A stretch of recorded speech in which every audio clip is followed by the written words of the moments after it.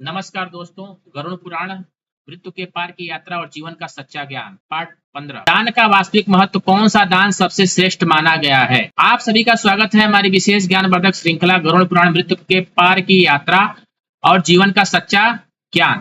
पिछले भाग में हमने जाना कि इस संसार में कोई भी व्यक्ति, चाहे वह राजा हो, विद्वान हो या अत्यंत शक्तिशाली, कर्म के नियम के ऊपर नहीं है। प्रत्येक व्यक्ति को अपने कर्म के अनुसार फल प्राप्त होता है। लेकिन आज हम एक ऐसे विषय पर चर्चा करेंगे जिसे सनातन धर्म में अत्यंत पवित्र माना गया है, दान, डोनेशन। क्या दान केवल धन देने का नाम है या केवल अमीर व्यक्ति ही दान कर सकता है? क्या दान से हमारे जीवन में कोई वास्तविक परिवर्तन आता है?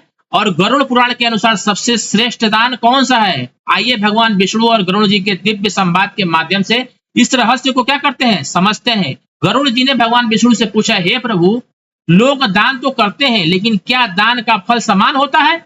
और कौन सा दान वास्तव में सबसे श्रेष्ठ माना गया है? भगवान विष्णु बोले, हे गरुड़, दान का मूल्य केवल उसकी मात्रा से नहीं, बल्कि दान देने वाले की भावना, निष्ठा, उसके उद्देश्य से आधारित होता है। यही इस अध्याय का पहला और सबसे महत्वपूर्ण संदेश है। दान का वास्तविक अर्थ, बहुत से लोग समझते हैं कि दान का अर्थ केवल धन देना है, लेकिन सनातन धर्म हमें इससे कहीं बड़ा दृष्टिकोण देता है। यदि आप किसी भूखे को भोजन कराते हैं, यदि आप किसी विद्यार्थी को शिक्षा में सहायता करते हैं, पढ़ाई लिखाई में सहायता करते हैं, यदि आप किसी बीमार व्यक्ति की सेवा करते हैं, यदि आप किसी निराश व्यक्ति को आशा देते हैं, तो यह भी दान की कैटेगरी में आता है। दान केवल वस्तु का नहीं, समय का भी होता है, ज्ञान का भी होता है, सेवा का होता है और प्रेम का भी होता है। सबसे बड़ा दान कौन सा है? गरुड़ पुराण तथा अन्य सनातन ग्रंथों में विभिन्न प्रकार के दानों का उल्लेख मिलता है। इसमें अन्न दान, खाने के लिए जो चीज दी जाती है, अन्न दान, जल दान, पीने के लिए, वस्त्र दान, पहनने के लिए कपड़े, गो सेवा, गाय की सेवा की जाती है, वो भी एक दान है, विद्या का प्रसार और जरूरतमंदों की सहायता जैसे कार्यों का विशेष महत्व बताया गया है। कई परंपराओं में अन्न दान को अत्यंत महत्वपूर्ण माना गया है, क्योंकि भोजन जीवन का आधार है।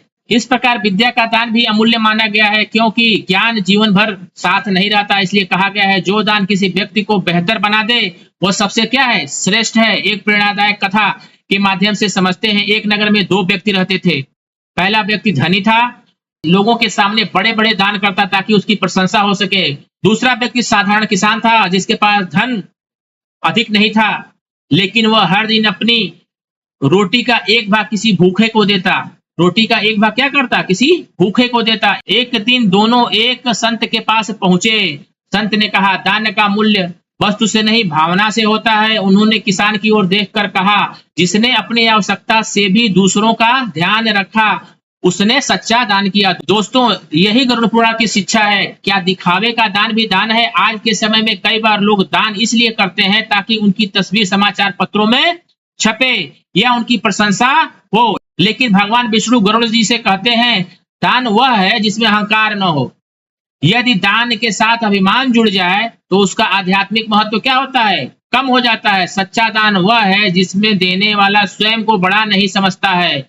आज के जीवन में दान कैसे करें? हर व्यक्ति करोड़पति नहीं होता, लेकिन हर व्यक्ति दानी बन सकता है।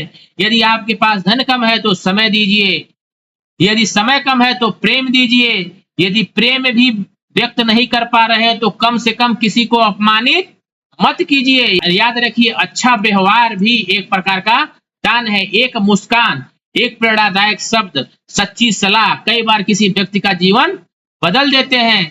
जीवन बदलने वाले 5 दान। आज इन 5 दानों को अपने जीवन का हिस्सा बनाइए। पहला, अन्न दान, जहां संभव हो भूखे को भोजन कराइए। दूसरा, ज्ञान दान, जो सीखे और दूसरों तक पहुंचाइए, जैसा हम बता रहे हैं, ज्ञान दान वीडियो, यूट्यूब वीडियो के माध्यम से। तीसरा, समय दान, अपने माता पिता, परिवार और जरूरतमंदों को समय दीजिए।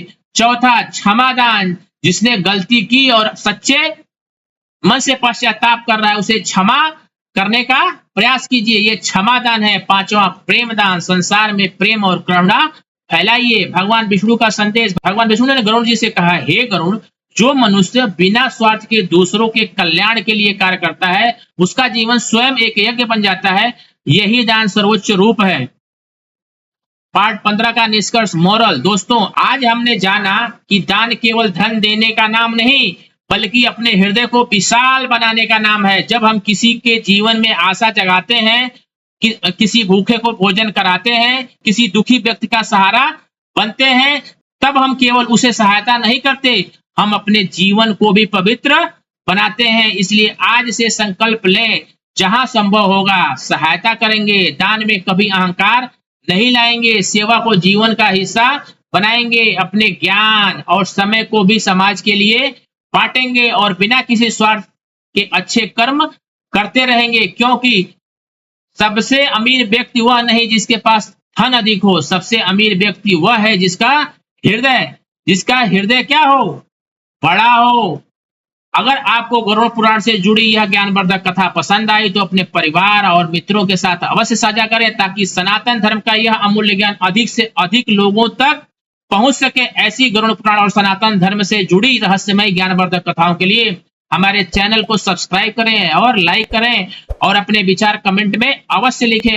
बेल आइकन को जरूर दबाएं ताकि इस श्रृंखला का अगला भाग आप सबसे पहले देख सकें। अगले भाग में क्या केवल पूजा पाठ से मोक्ष मिल सकता है या धर्म, सेवा, भक्ति, कर्म, इन विचारों का संतुलन आवश्यक है। गरुड़ पुराण की एक अत्यंत गहरी शिक्षा को हम अगले भाग में विस्तार से जानेंगे। तब तक के लिए हर हर महादेव, हर हर महादेव, हर हर महादेव। जय श्री राम, जय श्री राम, जय श्री राम।